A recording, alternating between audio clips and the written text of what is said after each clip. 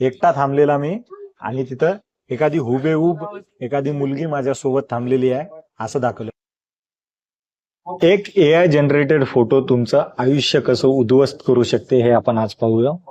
Google AI studio मध्ये आपण इथे आलेलो आहोत. गुगल एआय स्टुडिओ मधून आपण हा फोटो आता जनरेट करणार आहे.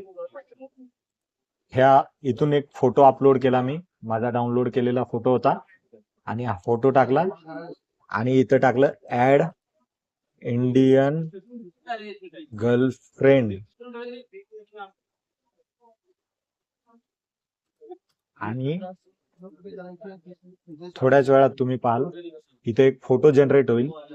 आणि हा माझा साधा फोटो आहे, मी एकटा आहे मॉलमध्ये थांबलेला आणि हा माझा फोटो.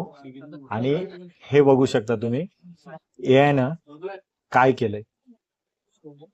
एकटा थांबलेला मी आणि तिथं एखादी हुबेहूब एखादी मुलगी माझ्यासोबत थांबलेली आहे असं दाखवलंय. आता तुम्ही विचार करा, एखाद्या विवाहित व्यक्तीचा असा फोटो जर टाकला एखाद्या दुसऱ्या महिलेसोबत तर त्याच्या पत्नीची पहिली रिएक्शन काय राहील.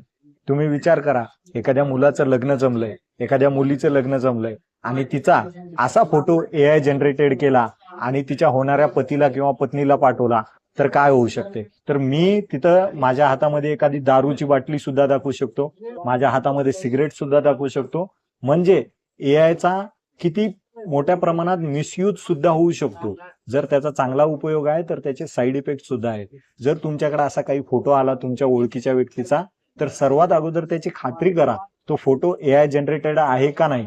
तुम्हाला असा एआय जनरेटेड फोटो ओळखायचा असेल तर त्याच्या कोपऱ्यामध्ये हा लोगो बनलेला असेल. हा कॅमेरा पर्सनने हा लोगो सांगावा.